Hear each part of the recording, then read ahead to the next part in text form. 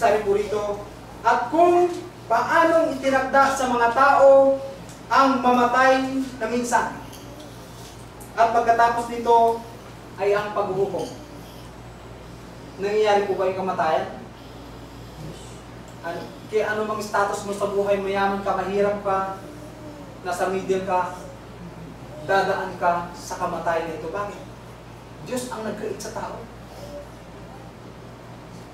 So sa sinabi ng Diyos na ito, walang makakatakas po ito. Lahat ng tao. Bakit? Siya yung Diyos na makapangyarihan sa lahat. At siya ang gumawa sa mga tao, tapos hindi po pinaniniwalaan ng ilan.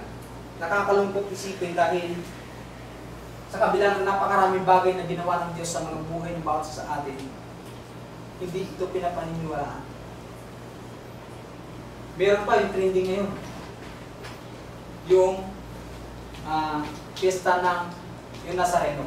Itong Diyos na ito, ginawang Diyos-Diyosan.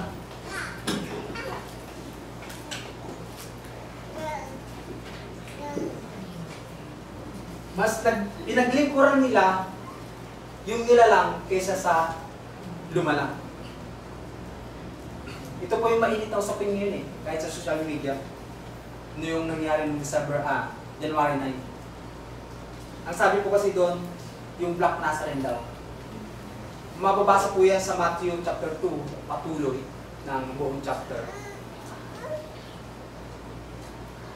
Nagdagdag sila ng word na black. Nazarene po kasi yan Ito po yung dinagdag nila. Kahit po basahin yung buong Biblia, hindi mo mababasa itong Black Nazarene. So doon pa lang nagkasala na po kagad sila. Maliban doon sa pagsamba sa Diyos. Ang sabi kasi, sa 10 utos, huwag kang gumawa ng anumang inanyuan dito sa lupa. Baka sabihin ng ilan, hindi po tayo naninira. Hindi po natin sinisiraan yung sekta ng Katolik. Kahit nung unang panahon pa man, dahil nung si Moises ay matagal sa Mount Sinai, 40 days and 40 nights, ang sabi ni Aaron, gumawa tayo ng Diyos na mangunguna sa atin. So kinuha nila yung mga hikaw nila, yung mga pintas nila, at nagbuo sila ng isang nakabuo ng hayop. Tinunaw nila yung mga ginto na naging buyang baka.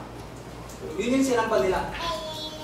Kaya ang sabi ng Diyos, bumaba ka Moises, tingnan mo yung mga kasama mo, sumasamba sa Diyos-Diyosan.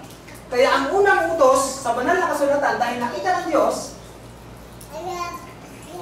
Exodus 20, verse 5 po yan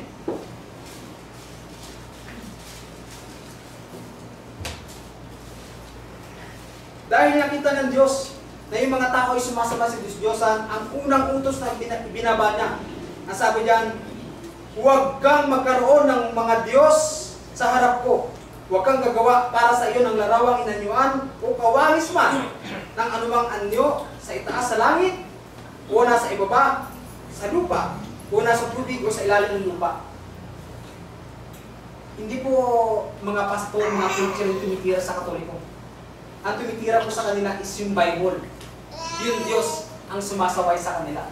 Binabasa lang ng mga preacher yan. Sino ang unang nakakita ng sumasamba sa Diyos-Diyosan? Yung Diyos na makapangyarihan sa lahat. Dahil nung ulitin ko, nung matagal si Moises sa bundok ng Mount Sinai, gumawa ng Diyos-Diyosan itong si Aaron na manguna sa kanila. Kaya sabi niya, buwaba ka sa kanila. Kaya po nasira yung sa unang tapyas ng bato na pinagsulatan noong tinatawag na 10 utos. Dito po yun. Nasa Exodus, kung may time po kayo, basahin niyo nila. Muli hindi tayo tumitira ng mga sekta, ang Diyos po ang utos nito na huwag tayong sumamba sa Diyos-Diyosan. Dito tayo sumamba sa Diyos na tunay na binabanggit ni Moises. Ano po? Yung power of God,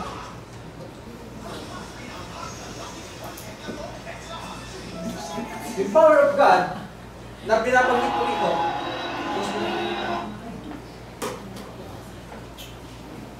yung power of God na binabanggit ng Diyos, ito po napatunayan natin na ito ay tunay. Na mula sa paglalang, sa simula pa lang, ang Diyos na ito ay existed. Na siya ang may creation, siya ang lahat ng gumawa ng mundo, at siya ang Diyos na makapangyarihan sa lahat, na nagtakda ng lahat ng mga bagay sa mundo na may kontrol, pati ng ating mga buhay. Ngayon, aalamin natin kung gaano siya ka makapangyarihan. Genesis 17 verse 1. Ang sabi po ng Genesis 17 verse 1 ay ganito. Nang si Abraham ay may 99 na taon, ay napakita ang Panginoon kay Abraham at sa kanya sinabi, ako ang Diyos na makapangyarihan sa lahat. Bakit siya makapangyarihan? Dahil ang mundong ito, ginawa niya sa pamamagitan ng salita. Ang sabi niya, magkaroon ng lupa, magkaroon ng halaman, at nagkagayon. Nasa Genesis 2 po yung matatagpuan. Yung mga miracle na ginawa ng Diyos, nung siya ay nagpagaling, yung ating Panginoong Kristo po. Dahil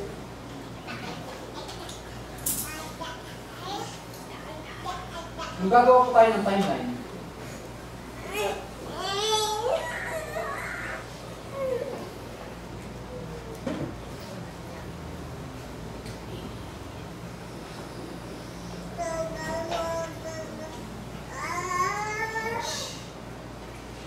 dumating ang ating Panginoong Kristo 33 AD. Yung Diyos na ito na nagsalita noong unang panahon kay Abraham,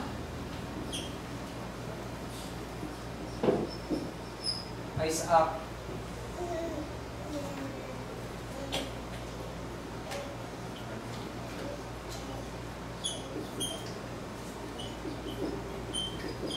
at Jacob,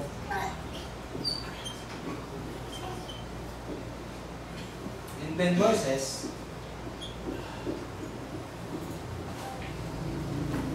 Sabi ng Hebreo 1:1 ay ganito po. Hebrew 1 verse 1. Ang Diyos na nagsalita ng unang panahon. Ito po yun. Kasama doon sa binabanggit sa Genesis 1:1. Ang Diyos na nagsalita ng unang panahon sa ating mga magulang sa iba't ibang panahon. Ito po yun ang binabanggit. Si Abraham, Isaac, at sa Moises. At ang Diyos na nagsalita ng unang panahon sa iba't ibang panahon, sa ating mga magulang sa iba't ibang panahon at sa iba't ibang paraan, sa pamamagitan ng mga propeta, ay nagsalita